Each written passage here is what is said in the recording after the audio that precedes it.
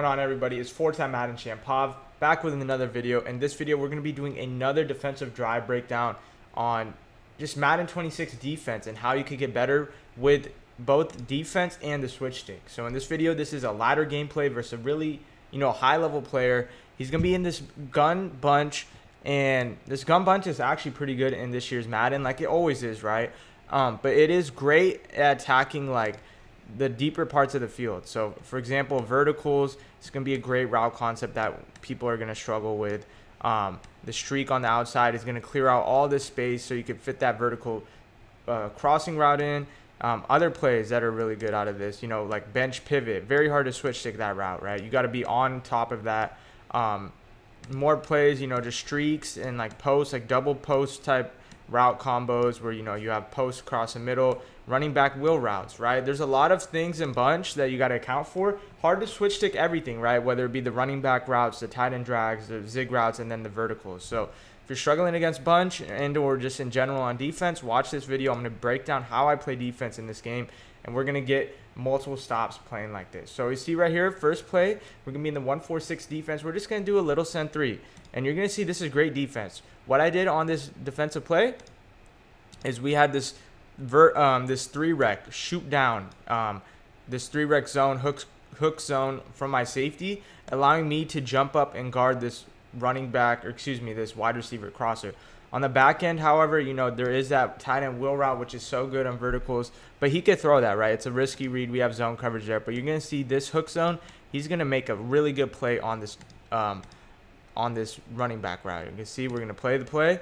And should have been a pick. And we should have probably caught a pick on that last play. But what we're going to do again is we're going to send 3. You're going to see we stack the middle of the field up with a bunch of hook zones. We have this purple to kind of guard this like corner route to like left flat. 3rd and 10, you could afford to play purples.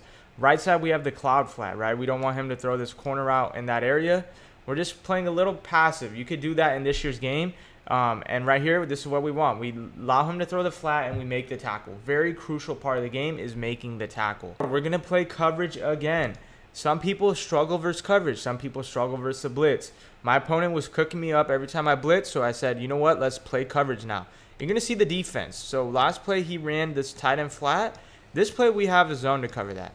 And then on the back end, we double Mabel. So this corner route combination with the flat is going to be taken care of. I have to worry about this space right here and this space right here, right? He might be able to fit in a zig route, but with the defense we're playing, it's like we got the tight end covered. We got this flat area covered. We have to shoot down right here and also cover this in route. It's going to be an in route more than likely, and it is. And you see the quarter, Tariq Woolen is in a great spot to make a play and intercept the ball. You guys are getting what I'm putting down. You got to play coverage. You got to bend, don't break in this game. And just play the chess match. If your opponent just ran a flat on the last play and got 7 yards, there's a good chance he's going to run it again. That's the difference between high-level players and your average players. They're going to, outthink you. They're going to run that flat route, and then, they're going to, build on that flat route. I just so happen to adjust perfectly on that last play. But here we go. We're back on defense. This time we're going to send 4, and you're going to see the struggles with the send 4. We sent that 4. We didn't have that extra man in coverage to guard the tight end, and he ends up dotting us. Sending 4 in this game, you get good pressure, but, there's a lot of holes. You got to guard the sidelines. You got to guard the middle of the field. So you just got to take it one play at a time and really focus and really pay attention to what's going on. You're going to see what we end up doing here. We ran verticals last play. Good chance he might run it again. So we're going to take that risk. We're going to man up our user to the tight end. We're going to blitz off this loop side, right side to get a little pressure. On this right side, we have a seam flat to kind of stop corner routes and flats. It's really good for corner routes. And then we man up the running back. This is perfect shells for verticals. I have a feeling verticals is coming. If he calls another play, I might be cooked. But we have the 25-yard flat route to go back here. But the thing is, he's going to carry, and then he's going to stop and try to guard the crossing route. So all these man-ups, all these things going on is to stop verticals, right? The running back little in route, stopping verticals. Tight end manned up, stopping the wheel route. I'm going to plan on switch sticking to this quarter to stop this crossing route. If he runs another play, odds are things are going to be open. You're going to see how it plays out right here. This is really nice. He calls another play, right? I'm not ready for this. Thankfully, I have the tight end manned up, and he could throw this, right? This is wide open. This is where he makes his mistake. He's got to throw this. Well, he could throw this here too if he wants, but he decides to wait, and he waits long enough for me to switch stick and kind of guard this. And then this is kind of what I want. I want him to look deep. I don't want him to attack the underneath stuff. I want him to look deep. So we make the play with Brandon Jones, and we're going to switch stick to this crossing route. Because he was in a 25-yard flat, he couldn't tell the difference between that and a deep blue. To tell, it was too late. We switch stick it, and we get the stop. So it's open, but the thing is, the play is so late and deep developing that he can't see that streak, and that's what we want. You got to take those risks. It was a small risk, right? You know, it wasn't crazy of a risk. It was a super small risk. You know, he's already down here. I could take this risk, and because of that, we are able to switch stick him and get the stop. So that's defense in a nutshell in this game.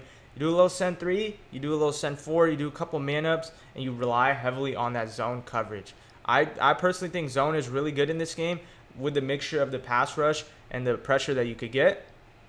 Mix those things in with a switch stick, and you're going to get stops like this in Madden 26. So hopefully you enjoyed that video. Go check out Madden Academy now. Link will be in the description. We have free courses, free ebooks to help you master Madden 26 and just get a general better understanding of how the game works. Till then, I'll catch you guys in the next video. Peace.